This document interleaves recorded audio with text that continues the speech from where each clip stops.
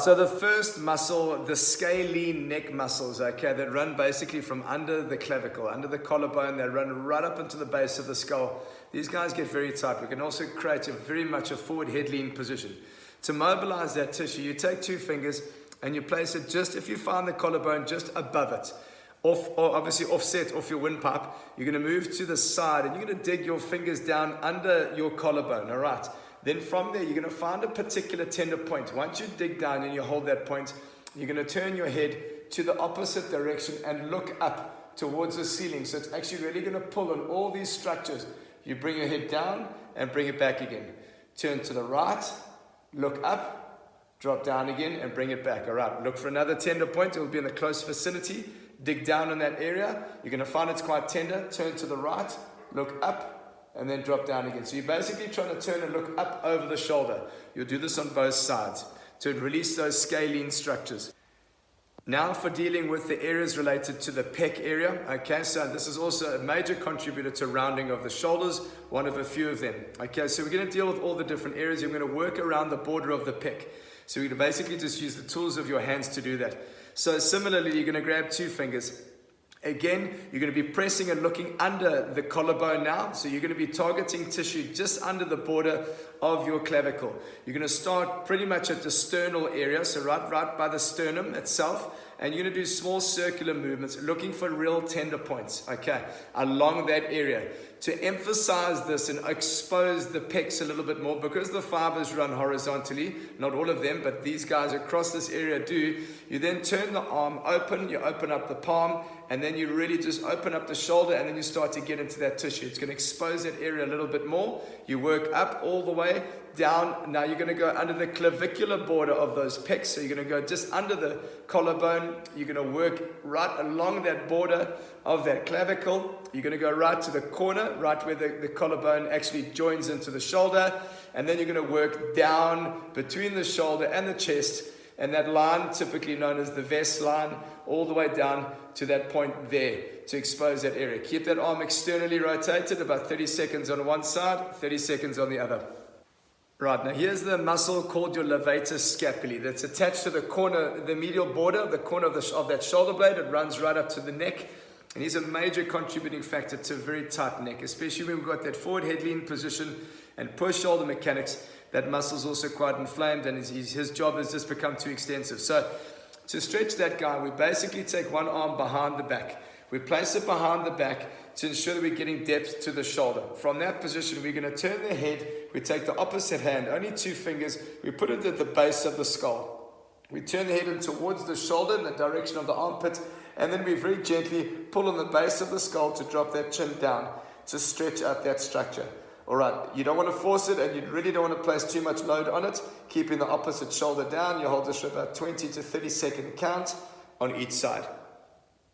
Okay, now looking into the jaw and head related areas relating to neck tension. A lot of stress can not only be accumulated in the shoulder, but also related to the head area. So what we'll do is we actually work around the tissue under the jawline, right by this little joint here. It's called your TMJ.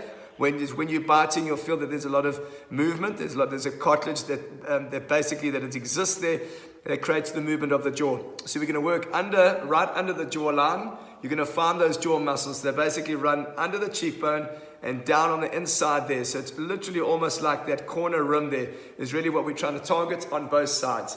Okay, so you actually use both hands here. You'll be surprised how tender this area can be.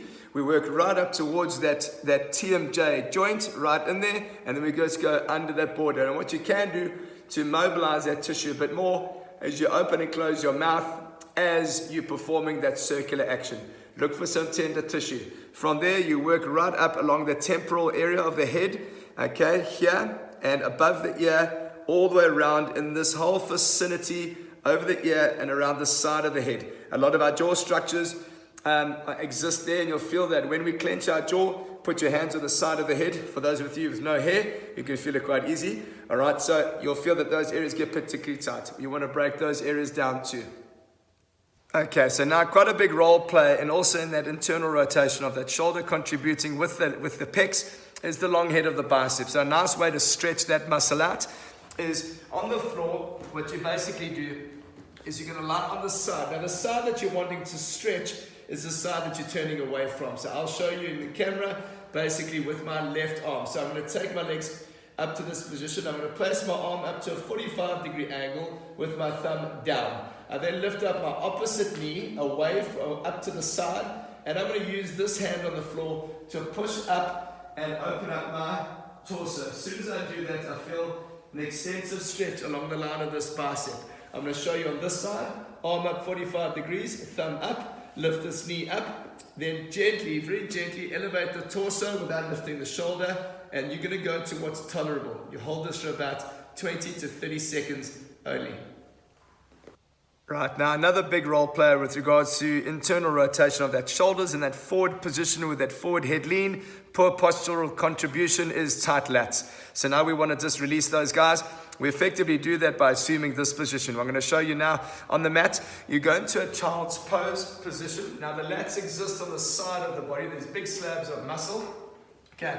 So what we do here is we drop back onto our haunches. From that position, I'm going to walk my arms, extend my arms forward, and walk right across until I start to feel a stretch on the right side of my back.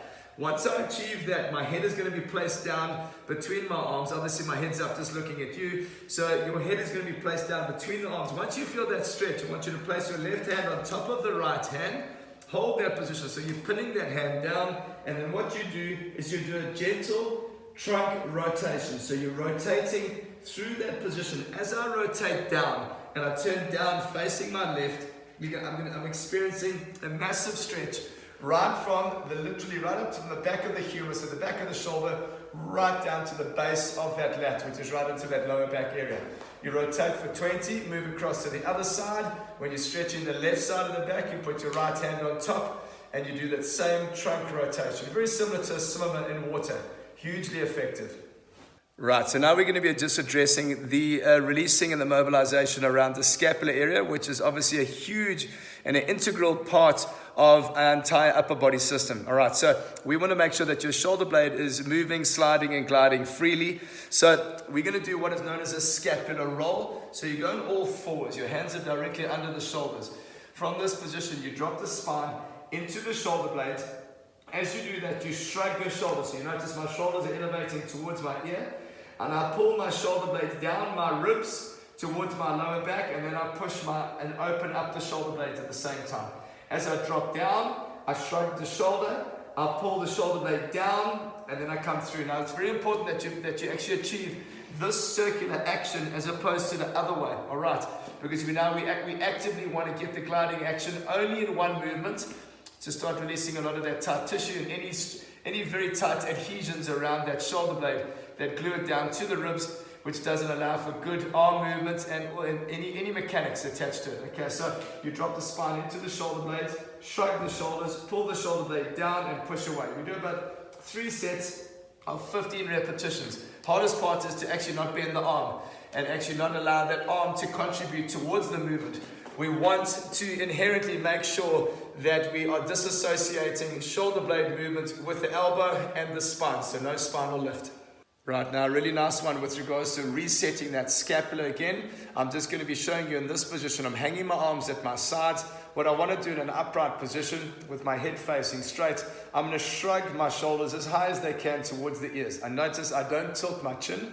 I shrug my arms up. I now gently pull my shoulder blades back, and then I drive my shoulder blades down my back, down my ribs, all the way down to my pockets. I hold that for about a period of 2 seconds. Then I shake my arms out and then I reset again. I shrug the shoulders up towards the ears. I pull the shoulder blades back and then I peel the shoulder blades down towards my lower back. Once I get to as much depth as the shoulder blades will go, I hold for 2 seconds. One thing to be mindful of is that you're not arching your back to drive the shoulder blades down. Try keep your lower back in a very neutral position, and you achieve that by making sure you've got a neutral pelvic position. And just get a little bit of activity in your glutes, and you'll find that neutral position. So that's going to reset. We just do about repetitions of 6 to 8 reps to account for that lot of movement. You may find a bit of noise around that shoulder blade area. That's just fibrous muscle tissue that needs to be moved. It needs to be worked on. So that's why that mobilization and resetting is so important. Right, so now we just got some effective neck exercises and mobilization. So here what we want to do is we want to detract away from the incredible amount of tension loaded into the base of the neck. So we're going to lie on our back. Once we're in this position now, you're going to now exercise this position where our spine is flat. We want our lower back to also go into a neutral position. So once we've got that now, I'm going to perform a chin tuck, where what I'm trying to do is I'm actually trying to now tuck my chin down. As I do that, you'll notice the space here between my neck and the floor closes. I hold that position for a second or so, and then I come out of it. All the while, keep your back down. Make sure that you've got some intra-abdominal activity going on where we're compressing that spine. You push your chin down into a chin tuck, and then relax out of it. Push down, chin travels down. So you're not doing a neck tilt. So you're not lifting your head at all. You're just retracting your chin back. Hold that position and then release out of it. Sets of 10. Right, so now loosening up a lot of the tension surrounding the scapula as well. We use a tennis ball or a firm lacrosse ball like this one. Can be quite gruesome, so you take this quite slowly. So what we're trying to do is we're trying to work around the border of the shoulder blade. So first off, we can start near the top of the shoulder blade, but on the inside section. So this ball will generally move a little bit. So I'm going to now position my arm here. All I'm going to do out of this angle is I'm now going to get a little bit of movement out of my arm. Okay, so there's a lot of tight tissue there already. So I'm just going to do some small circles. Now from there, I slide up the ball. So you'll notice that ball moves down on the inside of the shoulder blade. I carry on performing circles. Now what I can do is I can move around, hunt around for some little bit more tight areas. You're going to find a couple of real nasty points. Then you take this arm, you fold this arm over, and you bring it back again. Now just this movement alone is going to expose that shoulder blade. It's going to wing it, and it's going to open up some tight tissue there. You may find a little bit of discomfort shooting up to the neck. If you do feel that, you know you're on the right point. Go right on the inside, work your way all the way up, okay, into that area. Move the arm around, do your circles. You can extend overhead. Don't go back too far if there's any neck pain as well, okay, on both shoulder blades for about a minute.